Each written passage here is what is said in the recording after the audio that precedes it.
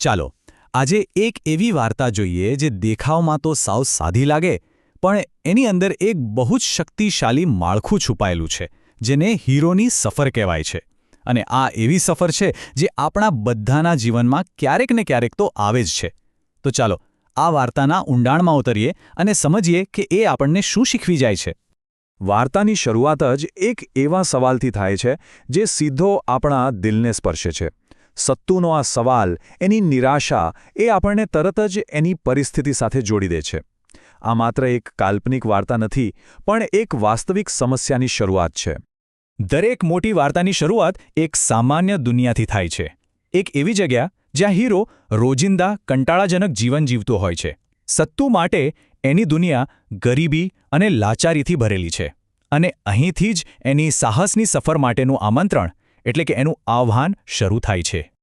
તો સત્તુની જિંદગી કેવી છે? એકદમ સંઘર્ષભરી। રોજ કિનારા પાસે માછલી પકડે, માંડ માંડ ઘર ચાલે અને ઉપરથી એની માં બીમાર।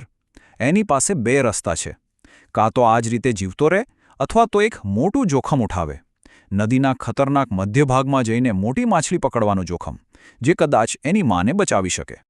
અને જુઓ, એને આવનારા ખતરાની ચેતવણી પણ મળે છે। એનો મિત્ર એને રોકે છે, કહે છે કે તોફાન આવી રહ્યું છે, પણ સત્તુની મજબૂરી જુઓ, એ એટલો નિરાશ છે કે આ જોખમ લેવા પણ તૈયાર થઈ જાય છે। અને હવે વાર્તામાં એવો વળાંક આવે છે જેને કહેવાય પોઈન્ટ ઓફ નો રિટર્ન, મતલબ કે હીરો એક એવી અજાણી દુનિયામાં પગ મૂકે છે જ્યાંથી પાછા ફરવાનો કોઈ રસ્તો નથી।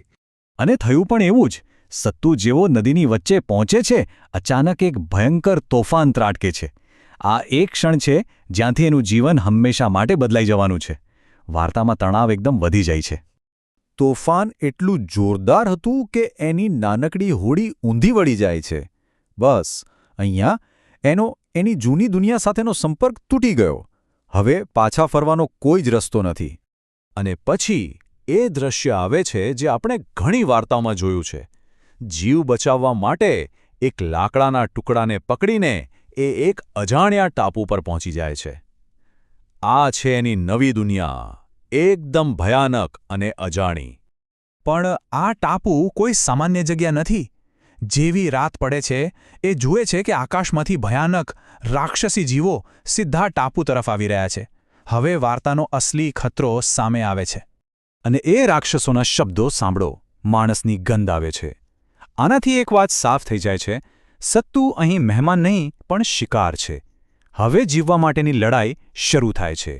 હવે આપણે વાર્તાના સૌથી મુશ્કેલ અને અંધકારમય તબક્કામાં પહોંચી ગયા છે। આ છે હીરોની અગ્નિ પરીક્ષા, જ્યાં એનો સામનો સીધો મૃત્યુ સાથે થાય છે અને આ અનુભવ એને સંપૂર્ણપણે બદલી નાખશે। વિચારો એ રાત કેટલી ભયાનક હશે। સત્તુ એક પથ્થર પાછળ છુપાઈને બધું જોઈ રહ્યો છે। રાક્ષસો આડેધડ પ્રાણીઓનો શિકાર કરી રહ્યા છે અને એટલામાં જ એનું બચવાનું છેલ્લું સાધન, પેલો લાકડાનો ટુકડો, એ પણ એક રાક્ષસના પગ નીચે કચરાઈ જાય છે। હવે એ સાવ લાચાર છે।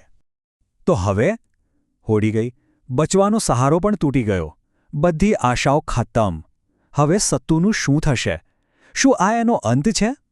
અને જ્યારે લાગે કે બધું જ ખતમ થઈ ગયું છે, બસ એ જ ક્ષણે એની નજર એક ચમકતી વસ્તુ પર પડે છે। અરે, પેલું શું છે? નિરાશાની વચ્ચે આશાનું એક નાનકડું કિરણ। આને કહેવાય ધી રિવોર્ડ। હીરોની સફરમાં જ્યારે એ સૌથી મોટી મુશ્કેલીમાંથી પાર ઉતરે છે ત્યારે એને એક ઇનામ મળે છે। અહીંયા એ ઇનામ છે રાજાનો ખજાનો। અને આ ફક્ત પૈસા નથી પણ બદલાયેલા નસીબનું પ્રતીક છે। તો સત્તુને ખજાનો તો મળી ગયો, પણ હજી સફર પૂરી નથી થઈ। હવે શરૂ થાય છે અંતિમ તબક્કો, ઘરે પાછા ફરવાનો। કારણ કે અનુભવ અને ઇનામ ત્યારે જ કામના છે જ્યારે એને પાછા સામાન્ય દુનિયામાં લાવી શકાય। પણ એક મિનિટ, સૂરજ ડૂબી રહ્યો છે, મતલબ કે રાક્ષસો પાછા આવશે। જો અહીંયાથી નીકળી ન શક્યો તો આ ખજાનો સાવ નકામો છે, સમય બહુ ઓછો છે અને ખતરો ફરીથી માથા પર છે। અહીં જ હીરોની ખરી કસોટી થાય છે। એ માત્ર નસીબ પર આધાર નથી રાખતો, એની નજર રાક્ષસોએ છોડી દીધેલા એક મૃત હાથી પર પડે છે અને એના મગજમાં એક જબરજસ્ત વિચાર આવે છે। જુઓ, એની યોજના કેટલી અદ્ભુત અને થોડી વિચિત્ર પણ છે। પહેલાં તો ખજાનાના બોક્સના હેન્ડલથી હાથીનું શબ કાપે છે, પછી ખજાનો લઈને એની અંદર સંતાઈ જાય છે અને બસ રાક્ષસોના પાછા આવવાની રાહ જુએ છે। આશા માત્ર એટલી જ કે રાક્ષસો હાથીને ઉપાડીને ટાપુની બહાર લઈ જશે. આ હવે લાચાર માછીમાર નથી, પણ એક સાહસિક હીરો છે. અને એની યોજના કામ કરી જાય છે. રાત્રે રાક્ષસો હાથીને ટાપુથી દૂર લઈ જાય છે.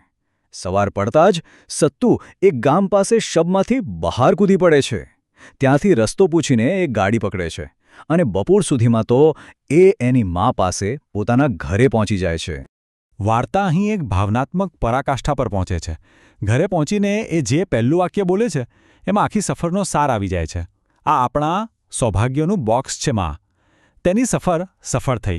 તો ચાલો આખી વાર્તા પરથી એક સવાલ પર વિચારીએ.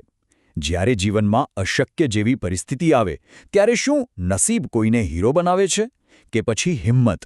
હાથમાં જે પણ સાધન હોય, ભલે એ ખજાનાના બોક્સનું હેન્ડલ જ કેમ ન હોય, એનો ઉપયોગ કરવાની હિંમત એ અસલી હીરો બનાવે છે.